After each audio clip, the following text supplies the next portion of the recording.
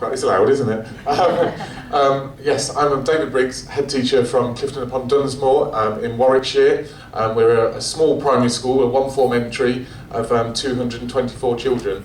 And I met Dr Kiran about 4 years ago at a head teachers conference.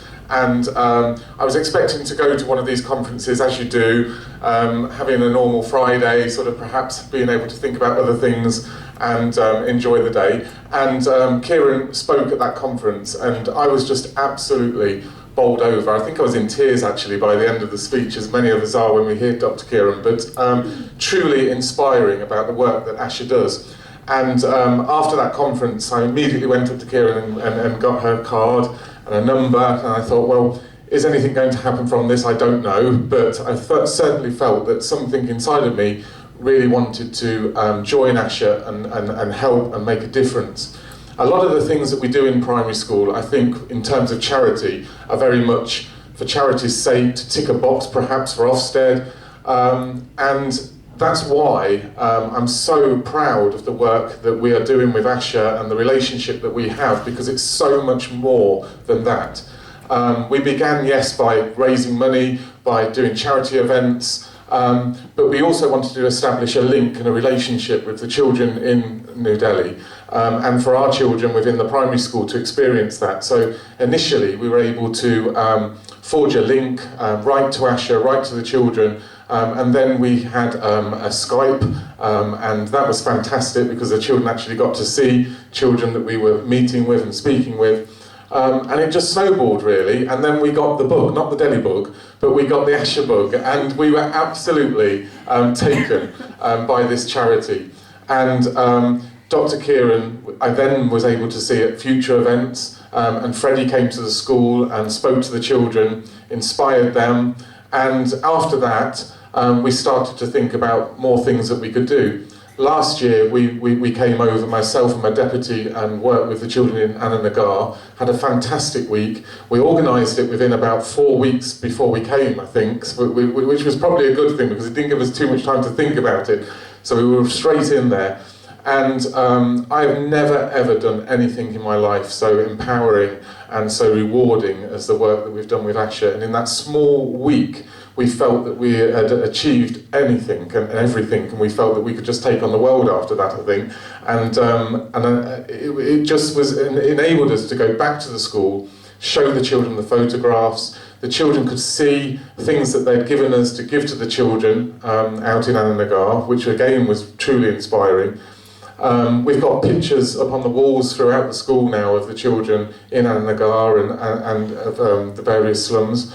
And the children, I think, although they haven't spoken to them, feel that they know these children. We talk about them constantly in school. I think Asha and the values of Asha are taught about in every worship that we do, because they're so well linked to our values within the school. We're constantly talking about how lucky we are within the UK. But I have to say also, I think I'm sometimes a little bit ashamed about what we have and the children have and our behaviours within the UK compared to what we've seen out here. It's been particularly evident this week as well. So after that, I immediately thought we've got to start organising another trip, we've got to come out again. And luckily I've got some fantastic teachers within the school who are so on board with Asha.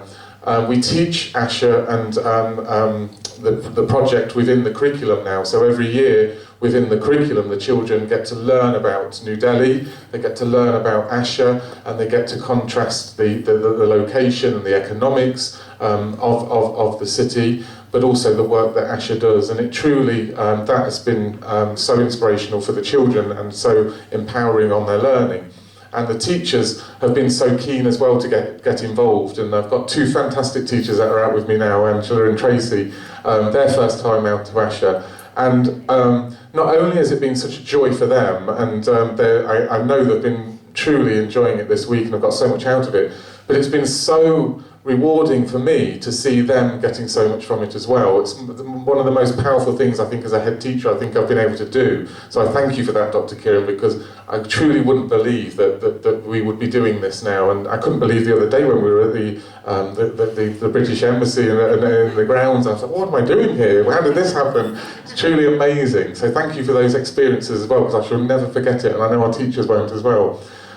This week we've been working out in Seelampore slum community, and again we've had very little time with the children. We've got more time this week, but in such a short space of time, and I know you'll have experienced this as well, within one day of working with the children, we feel that we've got relationships with those children immediately. The warmth that they give, the amount that they want to learn, their relationships with each other is just truly inspiring. And as I say, I'm a bit ashamed about that as well when I think of us back in the UK.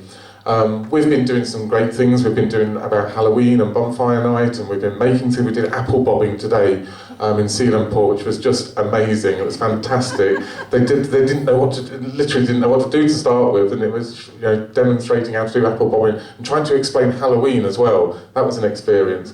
And we've been out amongst the children within their houses, experienced their lives being amongst the women's group and the children's groups as well. And it's been fantastic. We also done another story as well today. I've got two stories actually, if I can just share them quickly. One is from last year. We did a science lesson with the children, and they were 16, 18 years old, and we didn't expect we'd be teaching 16 and 18-year-olds. And we taught them about forces and parachutes, and we took images on the iPods to show them and the iPads. And then we set them a task to make a parachute and enable it to fall at the slowest speed, and that they will be the winner. They were so good, they were so competitive, and they worked together in teams. They organised themselves, we just gave them the equipment, and they had to get on with it. And initially they sort of started with various ideas, and the ideas got bigger and bigger. And then we thought we would just go outside and stand on a chair, and they would drop the parachutes, and we timed them. And they so wanted to win. The competition was truly incredible. And we went outside with my deputy and to help them do it. Before we got outside, they'd already gone. We'd lost them outside the centre. Like, where have they gone? They got all their parachutes, and we've got this chair ready. And then Nicholas said, "Look, David, look behind." And they were up on the roof of the centre, all lined up, ready to drop their parachutes, and it was true health and safety gone out the window. And I thought, but that was the best lesson. I think that was an outstanding lesson in terms of Ofsted, and that was the best one I think we've ever done. And then today we want to do a lesson later in the week about forces really, with rockets and on string, and getting them to go the furthest on the piece of string. And we need some balloons to do it, and we forgot the balloons. And ever since we've been here, we just can't find any balloons anywhere.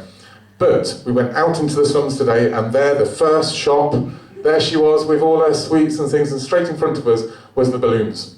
And that was fantastic, and so we bought the balloons. So if you need any balloons, go to Seelampore and you can get them from there.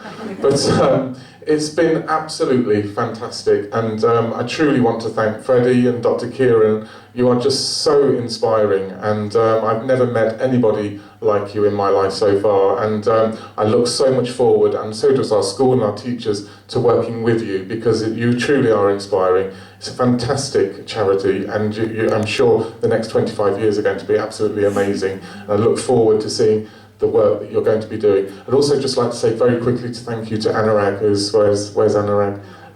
It's been absolutely fantastic. I want to take him back and have him in school. So good, so good. Thank you, Anurag, for looking after us and being so well organised. And I didn't know I was going to be talking, so I apologise, but thank you very much. Thank you.